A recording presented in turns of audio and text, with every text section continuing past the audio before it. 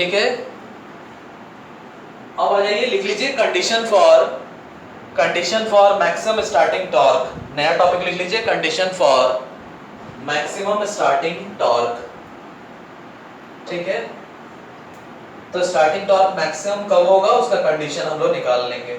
Starting torque के maximum होने का कंडीशन हम लोग निकाल लेंगे। ठीक है, तो अल्टीमेटली स्टार्टिंग टॉर्क का इक्वेशन जो हमने डिराइव करके लाया वो क्या है आपका, तो 3/2 पाई ns e2 square r2 upon r2 square plus x2 square. ठीक है, तो कंडीशन हम लोग निकाल लेंगे फॉर मैक्सिमम स्टार्टिंग टॉर्क का कंडीशन हम लोग निकाल लेंगे। ठीक है, तो जाहिर है आपको डिफरेंशिएशन में पढ़ाया गया है मैक्सिमम मिनिमा। मैक्सिमम मिनिमा में किसी पॉइंट पे किसी इक्वेशन की वैल्यू मैक्सिमम होगी या मिनिमम होगी, उसको निकालने के लिए हम लोग क्या करते थे, तो उस इक्वेशन को डिफरेंशिएट करके जीरो से इक्वेट कर देते थे, तो हमें कंडीशन मिल जाता था कि उस पर्टिकुलर वैल्यू पर ये इक्वेशन मैक्सिमम या मिनिमम देगा, और आगे चल के हम लोग चेक कर सकते थे कि मैक्सिमम देगा कि मिनिमम देगा। फर्दर एक बार और डिफरेंशिएशन करके हम लोग कैलकुलेट करके ले आते थे। यानी किस कंडीशन पे आपका स्टार्टिंग टॉर्क मैक्सिमम होगा ये निकालना है, तो आपको सिंपली करना क्या होगा, आपको इस स्टार्टिंग टॉर्क के इक्वेशन को डिफरेंशिएट कर देना होगा, अप्लाई करना होगा मैक्सिमा और मिनिमा का टेक्निक जो आपको डिफरेंशिएशन में सिखाया गया है। तो इसको हम लोग डिफरेंशिएट करके जीरो से इक्वेट कर देंगे, और तब जो कंडीशन मिलेगा जाहिर है वो कंडीशन किसके लिए है, आपके स्टार्टिंग टॉर्क के मैक्सिमम होने के लिए। ठीक है, तो लिख लीजिए इसमें स्टार्टिंग टॉर्क को मैक्सिमम करने के लिए ये इक्वेशन पहले लिख लीजिए, और जाहिर है यहाँ आप यहाँ लिख लीजिए by applying the rule of maxima and minima, by applying the rule of maxima and minima of differentiation we have. ठीक है, और नीचे लिख लीजिए now differentiating this equation with respect to R2। जाहिर है हम लोग R2 को वेरी करा सकते हैं फेज बाउंड रोटर के केस में, यानी स्लिप रिंग रोटर के केस में या स्लिप रिंग इंडक्शन मोटर के केस में हम लोग रोटर रेजिस्टेंस को वेरी करा सकते हैं।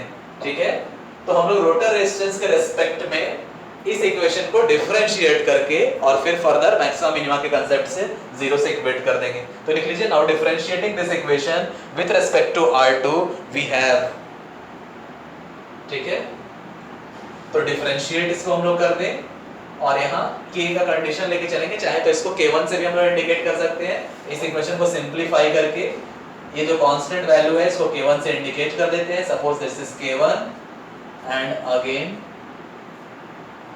ऐसे भी कांस्टेंट जो है डिफरेंशिएशन से वो मल्टीप्लायर साइड में चला जाता है बाहर निकल के डिफरेंशिएशन से, तो कांस्टेंट को सिर्फ हम लोग k2 k1 से इंडिकेट कर देते हैं।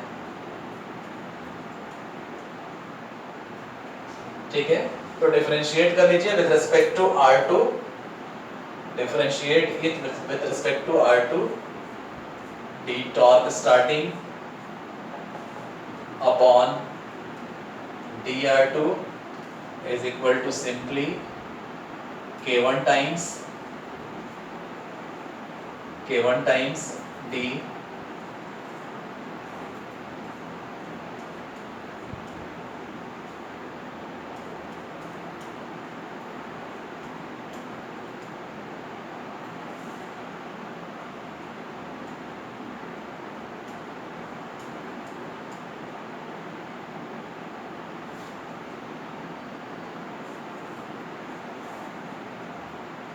ठीक है।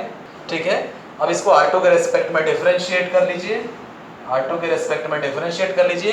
यहाँ एक चीज और ध्यान में रखना है, यहाँ क्या है, ऐसे कंडीशन में हम लोग निकाल रहे हैं जब हमारा सप्लाई वोल्टेज कांस्टेंट है, तो जाहिर है जब सप्लाई वोल्टेज कांस्टेंट होगा तो रोटर के अंदर इंड्यूस्ड ईएमएफ भी कांस्टेंट होगा। यानी ये कब कर रहे हैं, जब ये कांस्टेंट आरपीएम से रोटेट कर रहा है, सॉरी जब स्टार्टिंग की कंडीशन में है, और स्टार्टिंग की कंडीशन में अगर सप्लाई वोल्टेज कांस्टेंट है तो सप्लाई वोल्टेज कांस्टेंट है तो ये भी कांस्टेंट हो जाएगा, ठीक है। इसको कांस्टेंट लेके यहाँ मान के एक नया कांस्टेंट K2 अगर हम लोग कर लें तो नया कांस्टेंट K2 कर लीजिए यहाँ पे लेके, ठीक है। तो उसको कांस्टेंट अगर कर दें हम लोग तो इस इक्वेशन को हम लोग dr2 और ये भी कांस्टेंट, इसको मिला के एक नया कांस्टेंट K2 कर दीजिए और simply dr2 upon r2 square plus x2 square dr2 इसको कैलकुलेट कर लीजिए, ठीक है। इसको डिफरेंशिएट कर लीजिए, देखिए कितना मिलता है। Simply u into V, u और v लेके इसको सॉल्व कर लीजिए, ठीक है।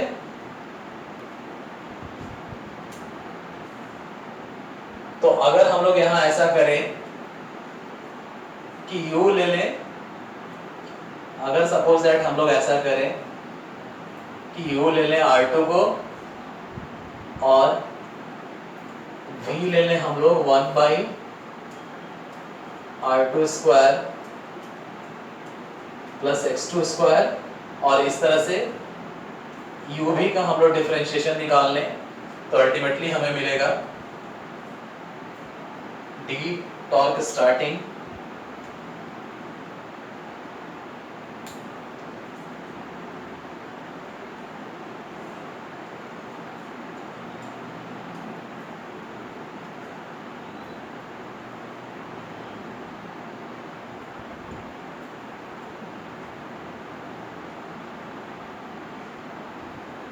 निकाल लीजिए, इसको कैलकुलेट कर लीजिए 1/,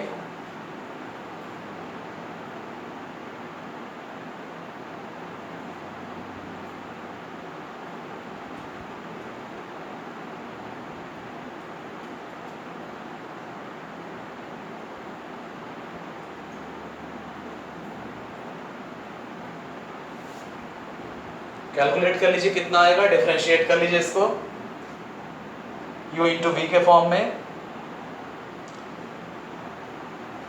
ये माइनस हो जाएगा इंटू 2R2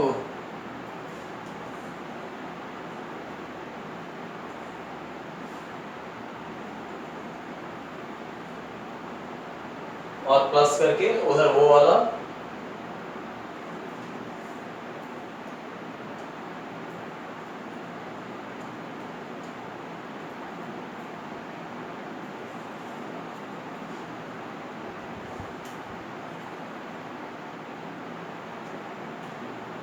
कैलकुलेट कर लीजिए इसको।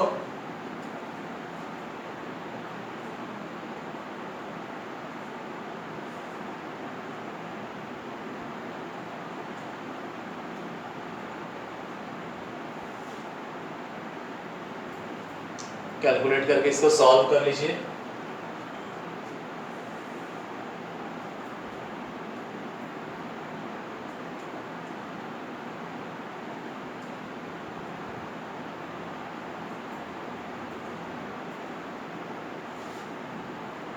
Calculate it and solve it, देखिए कितनी वैल्यू मिलती है आपको।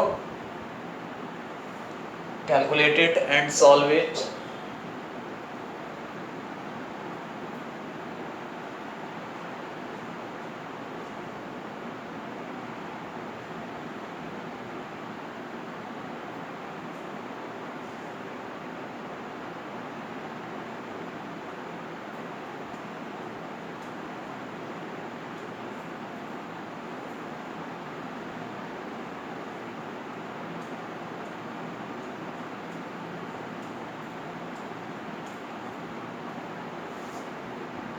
अब क्या करना है, मैक्सिमम मिनिमा के कंसेप्ट से, by the concept of maxima and minima आपको इसको जीरो से इक्वेट कर देना है, ठीक है।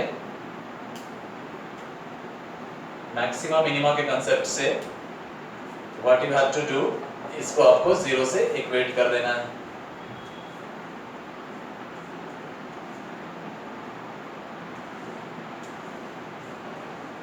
by the concept of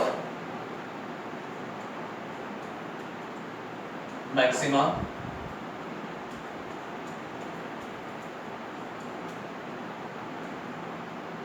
by using maxima and minima.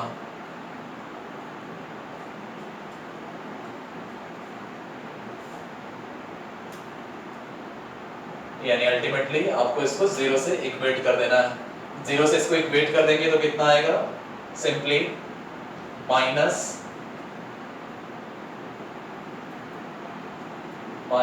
R2 square plus x2 square is equal to 0 और R2 square is equal to x2 square. और इससे अल्टीमेटली तो यहाँ से ultimately R2 square is equal to x2 square पर हम लोग पहुँचते हैं. और इसका फर्दर इसका सिंपली मतलब हो जाता है R2 is equal to x2. ठीक है. यानी अगर हम लोग फेज बाउंड रोटर के केस में रोटर रेजिस्टेंस को वेरी करा के स्टार्टिंग के टाइम में, ठीक है, स्टार्टिंग के टाइम में जो रिएक्टेंस की वैल्यू है उसके बराबर कर दें तो स्टार्टिंग टॉर्क हमें मैक्सिमम मिलेगा. ठीक है. जाहिर है स्टार्टिंग के टाइम में रिएक्टेंस की वैल्यू मैक्सिमम होती है. x2 मैक्सिमम होगा कब? At the time of starting. x2 maximum कब होगा? At the time of starting. ठीक है. तो अगर फेज बाउंड रोटर में, जाहिर है स्क्वायरल केज रोटर में, स्क्वायरल केज इंडक्शन मोटर में तो किसी भी तरह से हम लोग रोटर रेजिस्टेंस को वैरी करा ही नहीं सकते हैं. लेकिन हाँ फेज बाउंड रोटर में यानी स्लिप रिंग रोटर वाले इंडक्शन मोटर में अगर R2 को हम इंक्रीज करके x2 के बराबर कर सकें, स्टार्टिंग का रोटर रिएक्टेंस के बराबर अगर हम किसी तरह से रोटर रेजिस्टेंस को कर दें तो हमें उस कंडीशन में मैक्सिमम स्टार्टिंग टॉर्क मिलेगा. ठीक है. तो हमेशा याद रखना है कि स्टार्टिंग का मैक्सिमम टॉर्क, स्टार्टिंग टॉर्क कब मैक्सिमम होगा उसका कंडीशन हमें मिल गया. यानी फेज बाउंड रोटर में, जिसको हम लोग स्लिप रिंग रोटर में कहते हैं, तो स्लिप रिंग रोटर वाले इंडक्शन मोटर में अगर R2 को वेरी करा के हम स्टार्टिंग रिएक्टेंस के बराबर कर दें, स्टार्टिंग का रिएक्टेंस जो कि मैक्सिमम होता है स्टार्टिंग का रोटर रिएक्टेंस के अगर हम बराबर कर दें तो हमें उस केस में मैक्सिमम स्टार्टिंग टॉर्क मिलेगा. ठीक है. तो लिख लीजिए the starting torque is maximum, hence करके लिख लीजिए. ठीक है. Hence the starting torque is maximum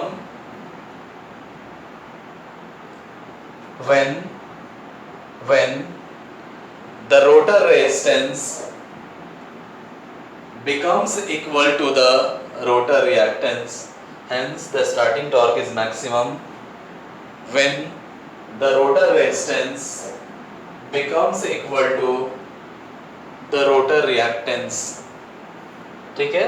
तो ये कंडीशन जब फॉलो होगा तो हमें स्टार्टिंग टॉर्क मैक्सिमम मिलेगा. Is that clear? इतना समझ में आ रहा है? ठीक है. ठीक है. तो आज का क्लास इतना ही रहने देते हैं. नेटवर्क का बहुत प्रॉब्लम आ रहा है.